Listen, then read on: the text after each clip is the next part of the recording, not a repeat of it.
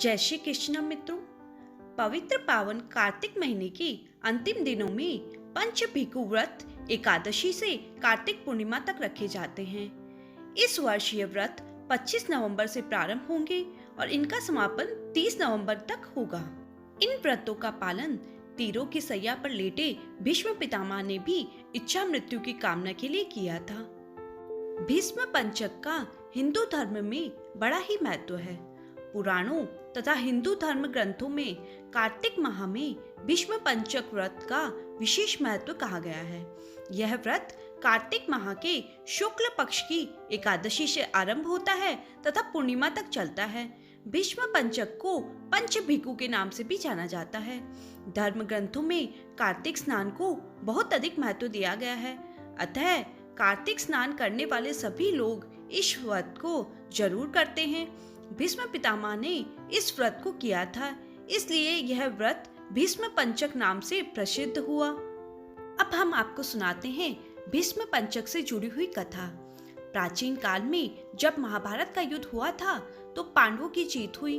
पांडवों की जीत के उपरांत श्री कृष्ण पांडवों को लेकर भीष्म पितामह के पास गए ताकि पितामह उन्हें कुछ ज्ञान दे सके। सूर्य के उत्तरायण होने की प्रतीक्षा में सैया पर लेटे हुए भीष्म पितामह से पांडवों को ज्ञान देने का अनुरोध किया। भीष्म ने श्री कृष्ण की बात मानकर पांडवों को वर्ण, धर्म, मोक्ष धर्म और राजधर्म के बारे में ज्ञान दिया। भीष्म ने यह ज्ञान पांडवों को 5 दिनों तक दिया। ऐसा माना जाता है कि ये 5 दिन भीष्म पंचक के ही हैं जो एकादशी से पूर्णिमा तक मनाया जाता है। ज्ञान देने के पश्चात श्री कृष्ण ने कहा कि आज से भीष्म पंचक के यह 5 दिन लोगों के लिए बहुत ही मंगलकारी होंगे और आने वाले दिनों में इन्हें भीष्म पंचक के नाम से जाना जाएगा। भीष्म पंचक बहुत ही पवित्र होता है, इसलिए इस दौरान अन्न ग्रहण नहीं करते हैं। साथ ही इस समय फल, फूल, दूध और दही का सेवन करें। साथ ही पंचगव्य भी थोड़ी मात्रा में ग्रहण करें।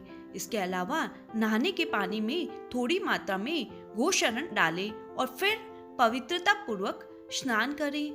और इस तरह आप इन 5 दिन व्रत व पूजा पाठ करें।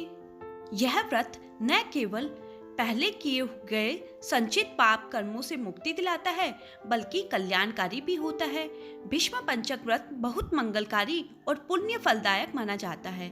जो भी भक्त इस व्रत को श्रद्धा पूर्वक करता है उसे मृत्यु के पश्चात मोक्ष तथा उत्तम गति की प्राप्ति होती है।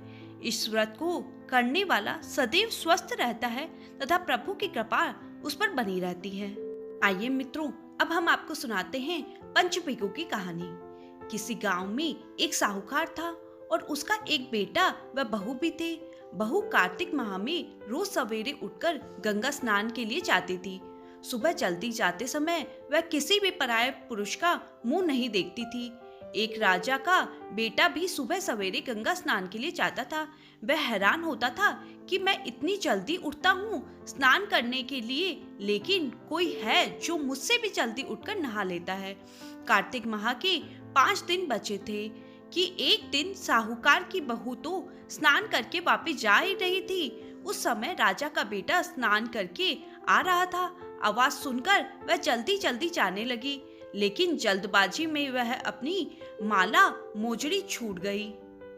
राजा के बेटे ने उसकी माला मोजड़ी उठा ली और सोचने लगा कि जिस स्त्री की यह माला मोजड़ी इतनी सुंदर है तो वह स्त्री कितनी सुंदर होगी। उसने पूरे गांव में मुनादी करवा दी कि जिसकी यह माला मोजड़ी है वह 5 रात मेरे पास सोएगी। साहूकार के बेटे की बहू ने कहलवाया दिया कि मैं 5 रात आऊंगी, लेकिन किसी को साग भरने बैठा देना। राजा के बेटे ने एक तोते को पिंजरे में बंद कर गंगा किनारे पेड़ पर टांग दिया। बहू सुबह के समय आई, पहली पेड़ी पर पैर रखा और बोली, हे कार्तिक के ठाकुर राय दामोदर, 5 पांडु, छठे नारायण भीकम, राजा उस पापी को नींद आ जाए। राजा के बेटे को नींद आ गई। बहू नहा धोकर चलने लगी तो तोते से बोली, सुआ सुआ तेरे गल डालूंगी हीरा, मेरी साख भरिया वीरा। सुआ बोला कि कोई वीरा भी साग भरता है क्या? फिर वह बोली, सुआ सुआ सुबह तेरे पग घालूंगी, नेवर साख परियो मेरे देवर। सुआ ने कहा, ठीक है भाभी, मैं तेरी साख रखूंगा। वह तो कहकर चली गई। राजा का बेटा हड़बड़ाकर उठा और सुआ से पूछा, सुआ सुआ वह आई थी, कैसी थी? सुआ बोला, आभा की सी बिजली, होली की सी जल, केला की सी कामनी, गुलाबी का सा रंग। अगले दिन राजा के बेटे ने सोचा कि आज मैं अपनी अंगुली में चीरा लगाऊंगा, इससे मुझे नींद नहीं आएगी। अगले दिन राजकुमार अंगुली चीर कर लेट गया। वह आई और भगवान से उसी तरह प्रार्थना करने लगी और राजकुमार को फिर नींद आ गई। वह स्नान करके फिर से वापस चली गई। सुबह राजकुमार ने तोते से फिर से पूछा। उसने वही सारी बातें दोहरा दी। अब राजकुमार बोला कि मैं आज रात को आंखों में मिर्ची डालकर बैठूंगा। रात में वह मिर्ची डालकर बैठ गया। बहू फिर आई और प्रार्थना की, जिससे उसे फिर से नींद आ गई। राजकुमार ने तोते से बहू के आने की बात पूछी। उसने फिर वही बात कही। राजकुमार अब फिर से सोचने लगा कि आज मैं बिना बिस्तर के ही बैठूंगा और रात को बिना बिस्तर के बैठ गया। जब वह स्नान करने आई तो उसने फिर से भगवान से प्रार्थना की और राजकुमार को नींद आ गई। जब वह नहाकर जाने लगी तो आंख बंद करके चली गई। राजकुमार जब उठा तो वह जा चुकी थी। राजकुमार फिर सोच में पड़ गया और सोचने लगा कि आज मैं अंगीठी जलाकर बैठूंगा, जिससे नींद नहीं आएगी। फिर वह रात को अंगीठी रखकर बैठ गया। साहूकार की बहू आई और वह भगवान से प्रार्थना करने लगी कि आपने 4 रातें तो निकाल दी, अब यह रात और निकाल दो। भगवान ने उसकी बात रख ली और राजकुमार को नींद आ गई। जब वह नहाकर जाने लगी तो तोते से बोली कि इस पापी को कह देना कि 5 रातें पूरी हो चुकी है, वह मेरे मोतियों की माला मेरे घर भिजवा दे। वह राजकुमार की आंख खुली तो उसने तोते से पूछा कि क्या वह आई थी? तो तोते ने कहा, हाँ वह आई थी और उसने अपनी माला मंगवाई है। यह सुन राजकुमार सोचने लगा कि वह तो सच्ची थी, तभी तो भगवान ने भी उसका सत रखा। कुछ समय के बाद राजकुमार को कोढ़ हो गया। राजा ने ब्राह्मण को बुलाकर पूछा कि मेरे बेटे का शरीर क्यों जल रहा है। ब्राह्मण ने विस्तार से सारी बात राजा को बताई और इसने क्या किया था। ब्राह्मण ने कहा कि इसने पतिव्रता स्त्री पर बुरी नजर डाली, इसलिए यह इस रोग से पीड़ित हुआ। राजा ने इसके ठीक होने का उपाय पूछा तो ब्राह्मण ने बताया कि यह उस साहूकार की बहू को धर्म बहन बनाए और रोज उसके नहाए हुए जल से स्नान करे, तब यह ठीक हो सकता है। राजा साहूकार की बहू की माला लेकर साहूकार के घर गया और बोला कि यह माला आपकी पुत्र वधू की है, इसे ले और आपकी बहू के नहाए हुए जल से मेरे बेटे को नहला दे।